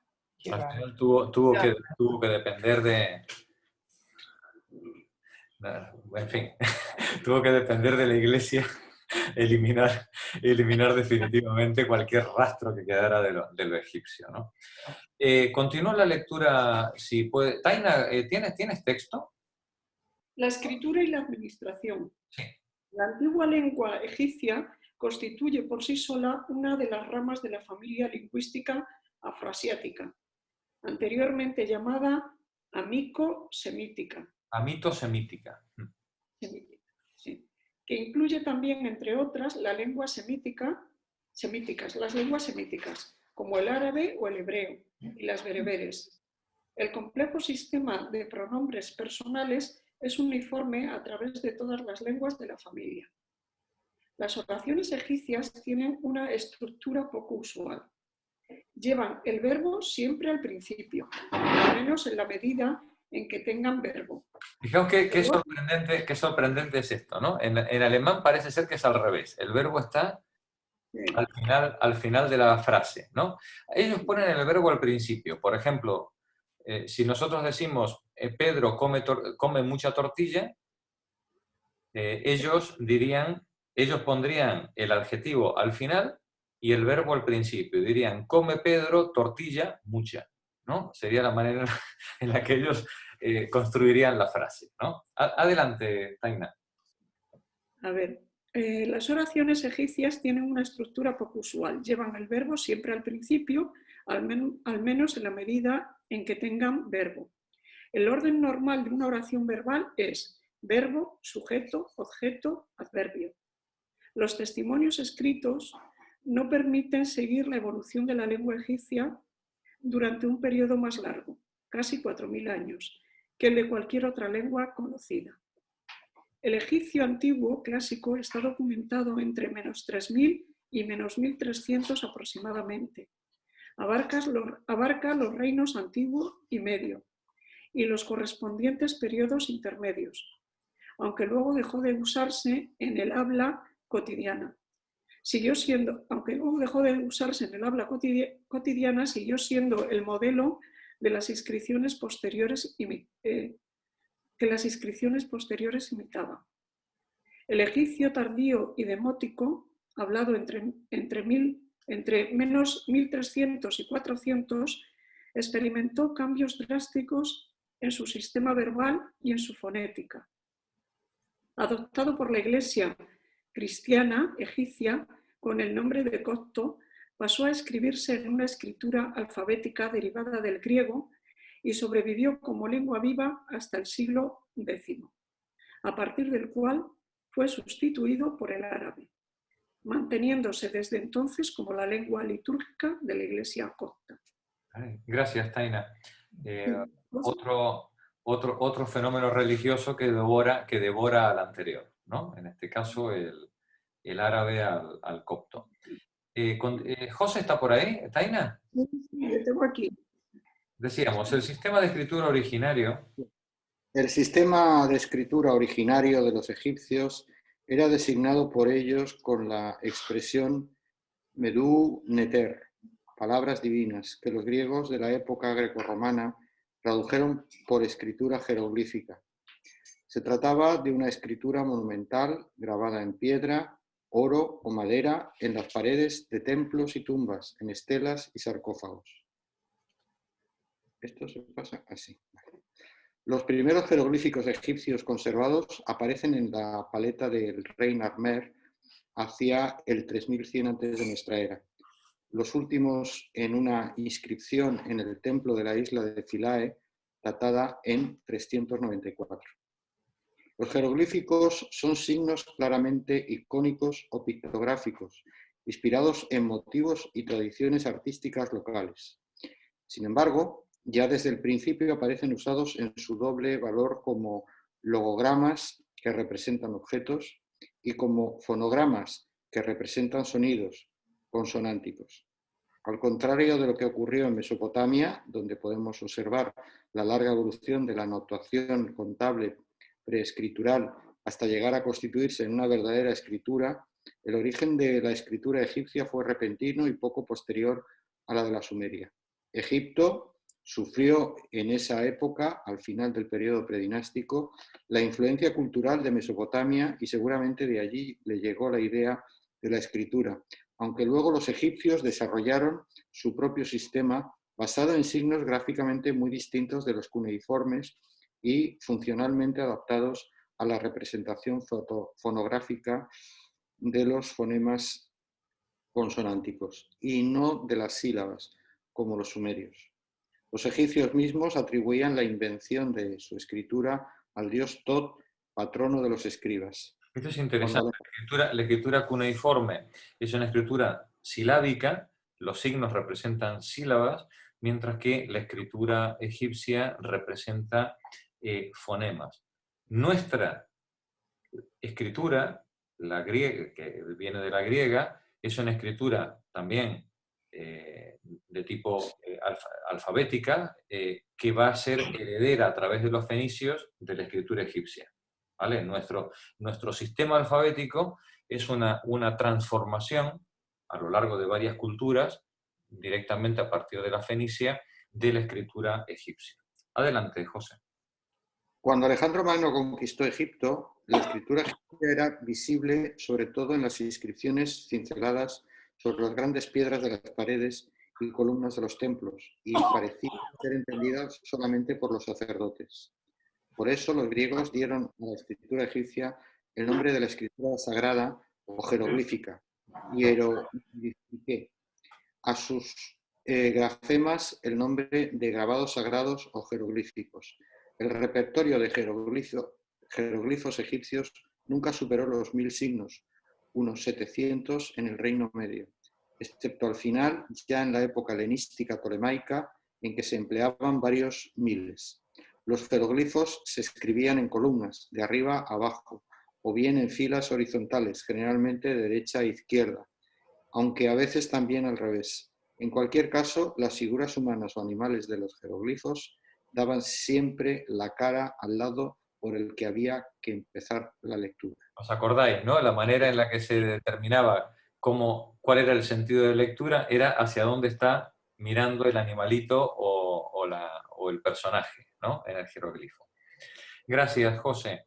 Continúa la lectura. Si Alberto ya tiene el texto, recuperamos a Alberto.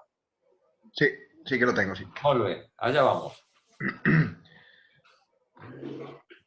El orden de los jeroglifos era en principio el de la oración representada, aunque a veces este orden se trastocaba, bien por razones estéticas o de espacio, para no dejar huecos, transposición gráfica, bien para colocar primero el nombre de más prestigio, como el del rey o algún dios, transposición honorífica.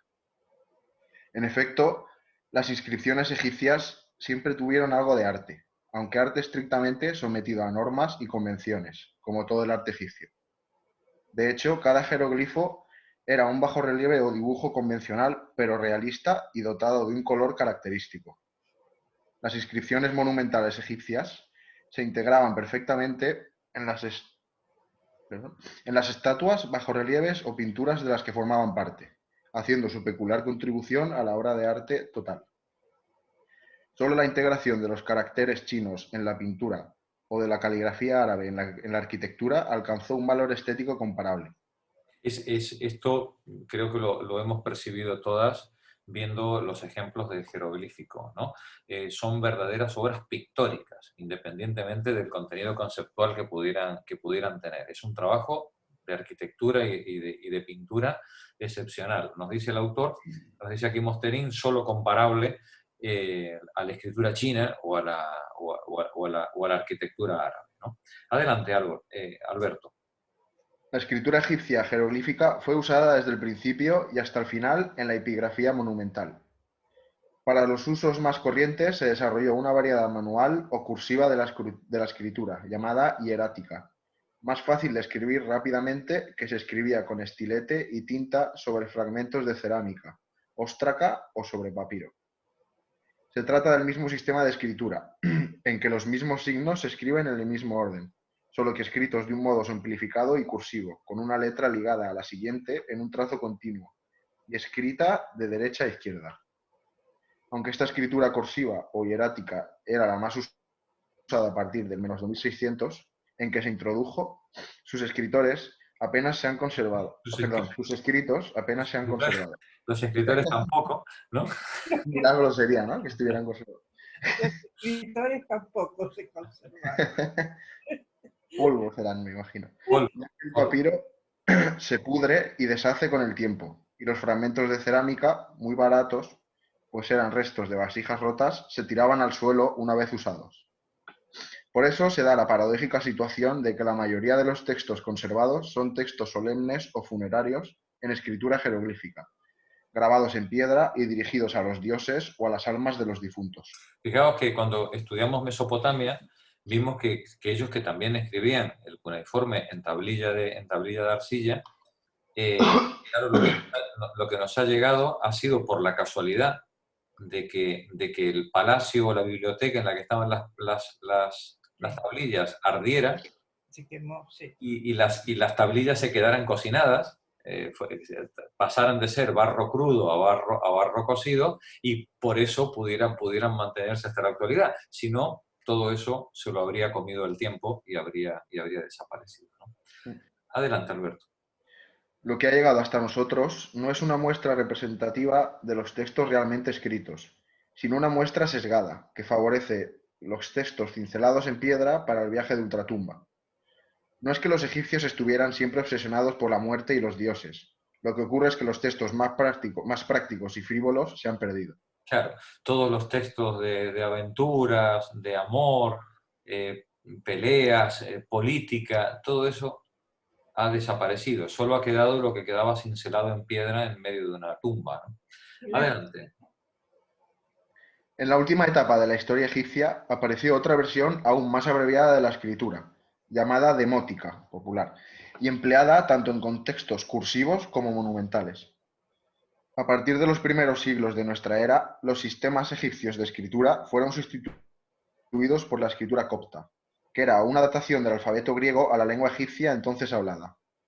La posterior escritura copta no tiene nada que ver con la egipcia jeroglífica, sino que utiliza el alfabeto griego complementado con 7 letras nuevas destinadas a representar fonemas inexistentes en griego para transcribir alfabéticamente, incluyendo las vocales, el egipcio hablado por los cristianos coptos.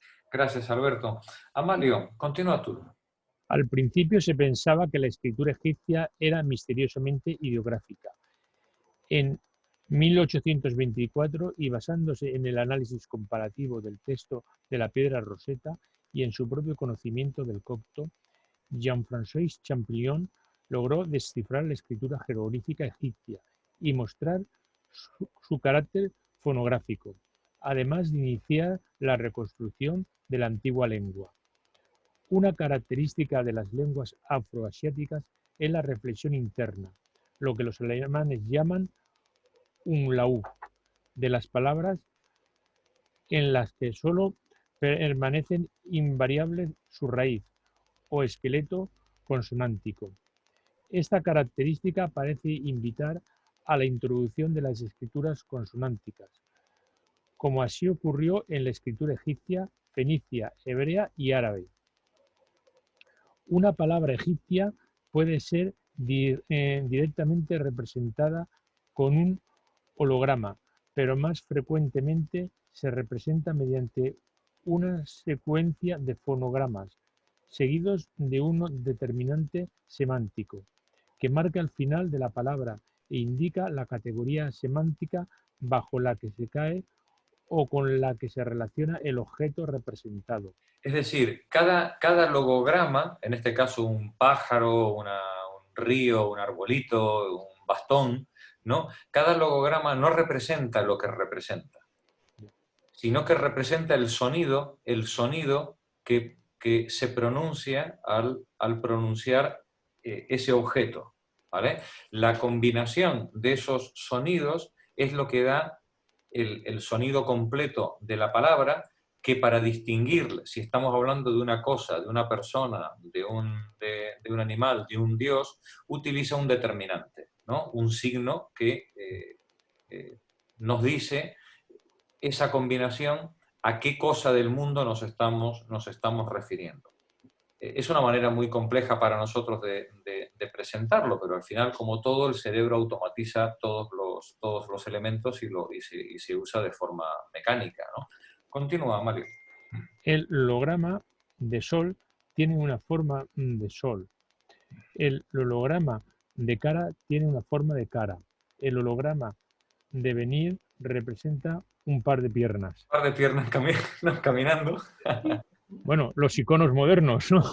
Claro, son iconos de WhatsApp, ¿no? Adelante. Los fonogramas uniconsonánticos se formaron por la aplicación del principio rebus.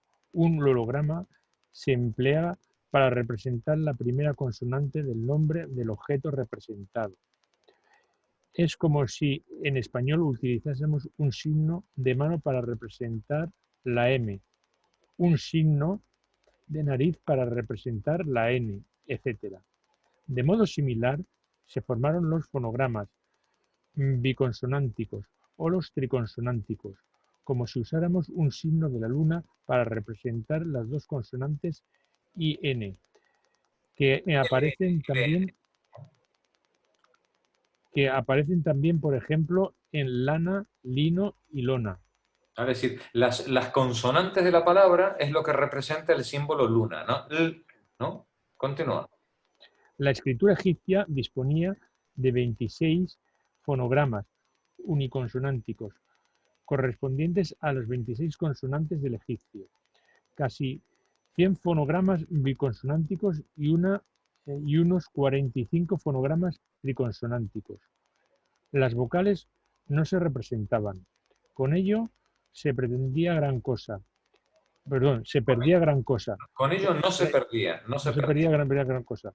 Pues las raíces consonánticas de las palabras egipcias son lo que más las caracterizaba, mientras que sus vocales están sometidas a constantes cambios motivados por la reflexión interna. De todos modos, la escritura consonántica resulta a veces ambigua. Y tan ambigua, ¿no? Si no sabe si estamos hablando de lana, de lino, de lona, de luna, ¿no? Sí, tan ambigua, pues bueno, pues tiene sus problemas. Por eso un escriba no era cualquiera, ¿no? Hacía falta un enorme conocimiento del contexto y del vocabulario para poder manejarte con eso, ¿no? Continúa la lectura. Gracias, Amalio. Chelo, continúa tú. Algunos logogramas se usaban como determinantes semánticos que servían para desambiguar los homófonos consonánticos, palabras que coinciden en sus consonantes, o para precisar la idea expresada. ¿Y cómo distinguimos luna de lino de lona? Con otro signo que nos permita saber si estamos hablando de un dios, si estamos hablando de algo fluido, si estamos, ¿no? Si necesitamos otro elemento. Adelante, Chelo. Por ejemplo, tanto escriba como escritura se pronunciaban igual en egipcio, pero a la representación fonográfica de esa palabra se añadía un logograma pictográfico de un hombre sentado para indicar al escriba o de un rollo de papiro para indicar a la escritura. Un determinante en forma de palote se colocaba a veces bajo un logograma para indicar que ese signo era usado como logograma y no como fonograma, con su significado semántico y no por su valor fonético. Algunos determinantes eran muy específicos, como el del caballo, que tenía figura de caballo y significaba caballo. Otros eran más genéricos, como el signo que representaba a un hombre llevándose la mano a la boca y que se añadía a las palabras que tenían que ver con el comer o el beber o el hablar. Otro emoticono, como decía. En realidad, la escritura egipcia era mixta, usaba tanto logogramas como fonogramas, y esos fonogramas representan consonantes. El mismo signo representa a la misma consonante, aunque ésta aparezca en sílabas distintas. Una típica palabra con 3 consonantes podía ser representada mediante un fonograma triconsonántico solo, o mediante un fonograma triconsonántico seguido de otro uniconsonántico, que representaba su última consonante, complemento fonético, o mediante un logograma solo o seguido de complementos fonéticos o determinantes semánticos. Bueno, esto un poco lioso, ¿eh? Parece Marx, ¿no? Hablando. La escritura no era muy sistemática, pero sí muy conservadora, por lo que cada palabra acababa siendo escrita siempre del mismo modo, que una vez establecido era muy difícil de cambiar, por mucho que cambiase la lengua. Continúa Luis Marín. Gracias, Chelo. Con ello se daba el conocido fenómeno de la fosilización de la ortografía, cada vez más alejada de la realidad de la lengua viva. En contraposición con Mesopotamia, donde la escritura surgió con fines utilitarios y mercantiles, en Egipto tuvo desde el principio la función religiosa, mágica y funeraria de ayudar a obtener la vida perdurable. De todos modos, una vez introducida, también se utilizó en la administración. La gran mayoría de la gente no sabía ni leer ni escribir. Solo los escribas sabían escribir, normalmente en el hierático, y de entre ellos, solo una minoría dominaba la escritura jeroglífica, las palabras divinas. El oficio de escriba se transmitía de padres a hijos y se perfeccionaba en las escuelas adjuntas al templo y al palacio, las casas de la vida, donde se escribían y estudiaban los textos religiosos y científicos. Los niños espabilados eran enviados a los 5 años a la escuela de escribas, donde pasaban muchos años aprendiendo a dominar la compleja escritura egipcia, además de la aritmética, el calendario y los rudimentos del derecho, la geografía y la historia. Los alumnos hacían prácticas de escritura sobre trozos de cerámica rota, cuyos restos se han encontrado en grandes cantidades. Fijaos, los niños espabilados, en una especie de universidad, ¿no? Eran enviados a aprender, pero no solamente aprendían a escribir, sino que aprendían pues, derecho, geografía, todos aquellos conocimientos que les transformaban ¿en qué? Pues en un funcionario, en un miembro, en la élite de la administración del Estado, que es lo que hace falta para poder gobernar, ¿no? Continúa, Luis. La aparición de la escritura en Egipto coincidió con la centralización de su Estado y respondía a la necesidad de incrementar el control ideológico y administrativo sobre el país. La escritura servía tanto para proclamar la gloria de los reyes y los dioses egipcios como para llevar las cuentas y los inventarios. Esas tareas solo podían ser llevadas a cabo por los pocos egipcios capaces de leer y escribir, los escribas, que coincidían con lo que ahora llamaríamos los burócratas. Así como los escribas mesopotámicos escribían imprimiendo un cálamo en la tablilla de barro húmedo, Los escribas egipcios escribían con tinta sobre papiro, lo que era muy ventajoso, dada la ligereza del material. En el tallo del papiro se cortaban finas láminas longitudinales, que luego se colocaban en las capas perpendiculares, que se golpeaban con una maza para que soltasen su jugo pegajoso y se presionaban hasta constituir una especie de papel. La palabra papel procede de papiro, aunque el papel, propiamente dicho, es un invento posterior de los chinos. Los escribas podían hacer carrera en la administración y llegar a ser altos funcionarios de la corte. Algunos escribas tenían una posición lo suficientemente desahogada como para encargar que se hicieran estatuas de ellos, orgullosamente representados en la posición característica del escriba, sentado en el suelo con las piernas cruzadas. Cristina, termina tú el capítulo, el párrafo que ya cambiamos de tema en la siguiente página y lo dejamos ahí. Además de la escritura, los escribas más competentes dominaban otros saberes y técnicas cognitivas, como la aritmética y la medición del tiempo. De hecho, el calendario egipcio era el más exacto de cuantos se usaron en la antigüedad. El año se definía como el intervalo entre dos salidas helíacas consecutivas de la estrella Sirio.